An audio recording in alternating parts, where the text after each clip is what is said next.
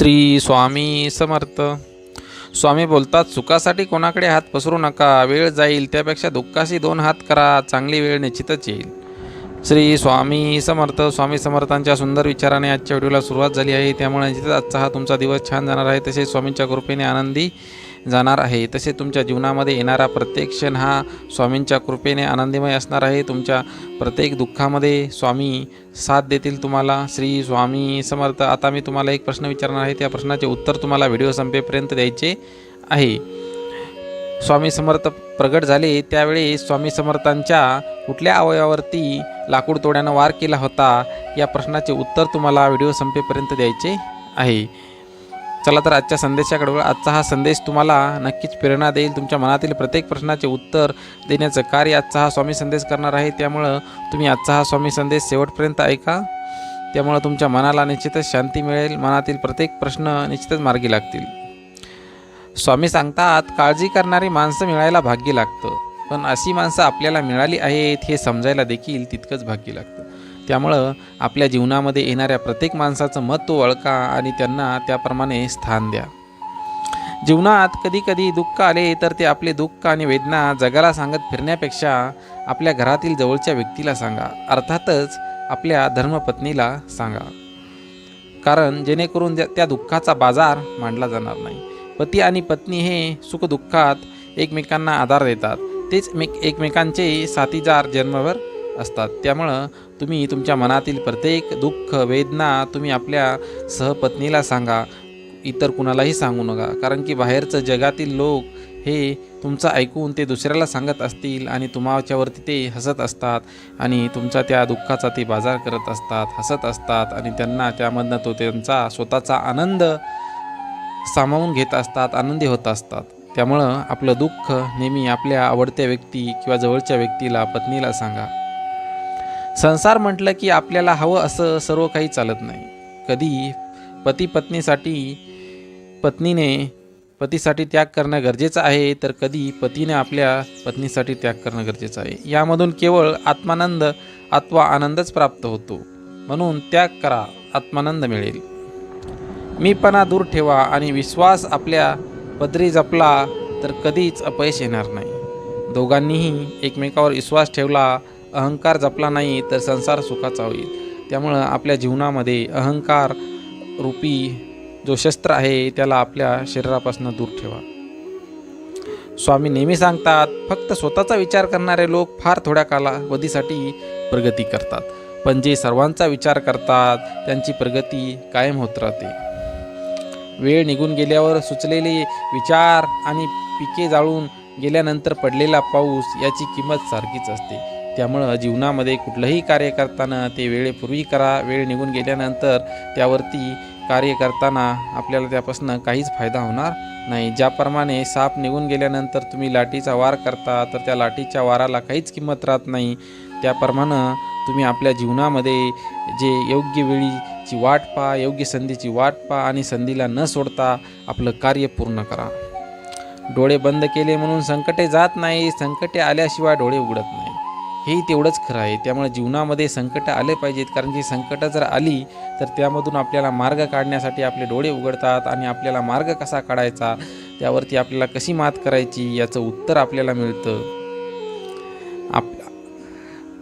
अरे, विज्ञानावर विश्वास चांगला आहे, पण त्याच्या कसोटीवर जे सिद्ध होत नाही ते खोटं आहे असं म्हणणं चुकीचं आहे. जिथे विज्ञानाची प्रांत संपते तिथून देवाचा प्रांत सुरू होतो. तुझं विज्ञानसुद्धा देवानेच बनवलेलं आहे, कारण की सर्व करता धरता फक्त आणि फक्त परमेश्वरच आहे, देवच आहे. कारण की त्याच्यापासून काहीच या सृष्टीमध्ये चालत नाही.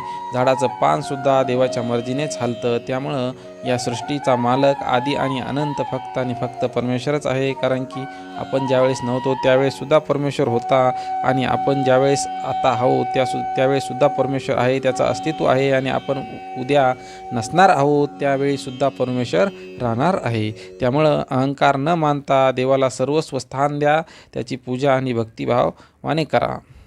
अरे कुणालाही जे काही मिळतं ते ईश्वरामुळेच मिळतं. ते देणारा माणूस फक्त निमित्त मात्र असतो. म्हणून दान धर्म इत्यादी सत्कर्म केल्याबद्दल गर्व बाळगू नका. आपल्या मनामध्ये गर्व अहंकार उत्पन्न होऊ देऊ नका. कारण की करताही तोच आहे आणि घेणाराही तोच आहे. असं म्हटलं जातं की देणाराही तोच आहे आणि घेणाराही तोच आहे. मनुष्याला अहंकार नसावा, फक्त समाधान असावं. अरे अहंकारामुळे मनुष्य 84 लक्ष वेणी फिरत राहतो. मोक्ष मार्गावर चालायचं असेल तर मनुष्याला अहंकार नसावा. जर आपण आपल्या मनातील अहंकार पापकर्म जर आपले कर्म व्यवस्थित नाही केले तर आपल्याला 84 लक्ष वेणीमधनं जावं लागतं. प्रत्येक योनीमध्ये आपल्याला जन्म घेऊन त्या योनीचा जो कार्यभार आहे तो आपल्याला सांभाळावं लागतं. त्याचं आयुष्य आपल्याला भोगावं लागतं. त्यामुळं आपल्या जीवनामध्ये जे आपलं ध्येय आहे परमेश्वराच्या आत्म्यामध्ये आपल्याला विलीन व्हायचं आहे. परमेश्वरामध्ये आपल्याला विलीन व्हायचं आहे. म्हणजेच आपल्याला मोक्ष प्राप्त करायचा आहे. त्यासाठी आपण परमेश्वराची भक्ती आणि परमेश्वराचा जो भक्तीचा मार्ग आहे, सत्कर्माचा मार्ग आहे तो सोडायला नको. कुणावरही आंधळा विश्वास नको. जोपर्यंत आम्ही आहोत तोपर्यंत कोणीच तुमचं काही वाकडं करणार नाही. त्यामुळं तुम्ही फक्त आणि फक्त तुमचा विश्वास स्वामींवरती दाखवा, कुणावरतीही दाखवू नका. मोहापासून सावध राहिले पाहिजे. मोह हा मोक्षाच्या वाटचालीतील फारच मोठी बाधा आहे. त्याच्या आहारी गेलं तर अधपतन निश्चितच आहे. त्यामुळं मोहाच्या आहारी जाऊ नका. होईल तितकं त्यापासून सावध राहण्याचा आणि लांब राहण्याचा प्रयत्न करा. दुसऱ्याचं ऐका, पण आचारात आणण्यापूर्वी त्याला आपल्या बुद्धीच्या कसोटीवर एकदा तोला. कारण विवेकाने त्या सल्ल्याची पारख करा, त्याआधी आचरणात आणू नका. जरी सल्ला दुसऱ्याचा असला तरी आपल्या बुद्धीची त्यानुसार चाचणी घ्या की आपलं मन काय म्हणतं, आपला आत्मा काय म्हणतं आणि त्यानंतरच ते कार्य करा. अरे शिष्याने गुरुशी एकनिष्ठ नसावं. कितीही संकट आली तरी गुरुची कास सोडू नये. संकटे पूर्वकर्मामुळे येतात. कृपेमुळे संकटे सामोरं जायची शक्ती मिळते व त्या संकटातून लवकरच सुटका सुद्धा स्वामींच्या कृपेमुळेच आपल्याला होते. शरीरापेक्षा मन श्रेष्ठ आहे, मनापेक्षा बुद्धी श्रेष्ठ आहे, पण त्या बुद्धीपेक्षा श्रेष्ठ आत्मा आहे. आत्मा म्हणजे ईश्वराचा अंश होय.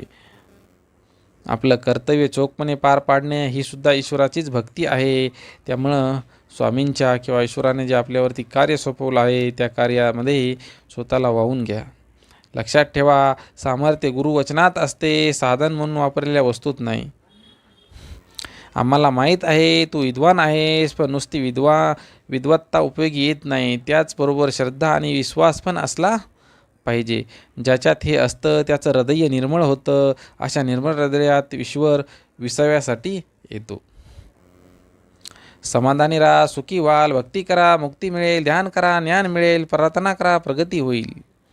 मीपणा सोडा, मोठे व्हाल, सहाय्य करा, सोबत मिळेल, दान करा, धन मिळेल, त्याग करा, आत्मानंद मिळेल, श्रम करा, सुख मिळेल. जिथे सर्व असमर्थ तिथे फक्त आणि फक्त श्री स्वामी समर्थ. कृपापूर्ण नेत्र स्वामींचे मायेने भरलेले भक्तांच्या भेटीसाठी दिसतात आसुलेले. चेहऱ्यावरचं तेज पाहून भान हरपते. स्वामीचरणी मन सहज दृढ होते. शनोशनी वाटे मज स्वामी नामाचा आधार. स्वामी संग धरती कोण राहील निराधार. ब्रह्मांड नायक श्री स्वामी समर्थ महाराज की जय. स्वामी समर्थ माझी आई या चॅनलमध्ये तुम्ही जर नवीन असाल तर आत्ताच आपला स्वामी समर्थ माझी आई या चॅनलला सबस्क्राईब करा, लाईक करा, तसेच बेल आयकॉनला सुद्धा क्लिक करा. यामुळे आमचे नवनवीन अपडेट तुमच्यापर्यंत नक्कीच पोहोचत राहतील. आम्ही तुमच्यासाठी रोज एक स्वामींचा नवीन स्वामी संदेश घेऊन येत असतो. त्यामुळे तुम्ही हा स्वामी संदेश ज्याप्रमाणे तुम्हाला वेळ मिळेल त्याप्रमाणे तुम्ही ऐकत चला. तसेच तुमच्या मनात काही जर प्रश्न असतील तर ते आम्हाला नक्की विचारा. तुम्हाला कुठल्या विषयावरती व्हिडिओ बनवायला आवडेल त्या प्रश्नाचे उत्तर आम्हाला तुम्ही व्हिडिओच्या कमेंट बॉक्समध्ये द्या. तुम्ही जर स्वामी समर्थांचे खरे भक्त असाल तर श्री स्वामी समर्थ, जय जय स्वामी समर्थ अशी कमेंट आपल्या व्हिडिओला टाका. आणि जो मी तुम्हाला प्रश्न विचारला आहे व्हिडिओच्या सुरुवातीला त्या प्रश्नाचं उत्तर देण्याचा प्रयत्न करा. या प्रश्नाचं उत्तर मी तुम्हाला पुढच्या व्हिडिओमध्ये नक्कीच देणार आहे. तर आपण पाहूया की किती लोक या प्रश्नाचं उत्तर बरोबर देतात, किती स्वामी भक्त आहेत जे या प्रश्नाचं उत्तर आपल्याला बरोबर देणार. आजचा प्रश्न आपला होता की स्वामी ज्यावेळेस प्रगट झाले तर प्रगट होण्यापूर्वी एक लाकूड तोड्या त्या जंगलामध्ये लाकडं तोडत होता आणि त्याचा घाव स्वामींच्या शरीराच्या एका अवयवावरती लागला होता. तर ते स्वामींचा हा शरीराचा लाकूड तोड्याचा जो घाव कुऱ्हाडीचा लागला होता तो स्वामींच्या कुठल्या अवयवावरती लागला होता या प्रश्नाचे उत्तर तुम्हाला या कमेंट बॉक्समध्ये द्यायचं आहे. श्री स्वामी समर्थ. अवधूत चिंतन श्री गुरुदेव दत्त श्री स्वामी समर्थ महाराज की जय.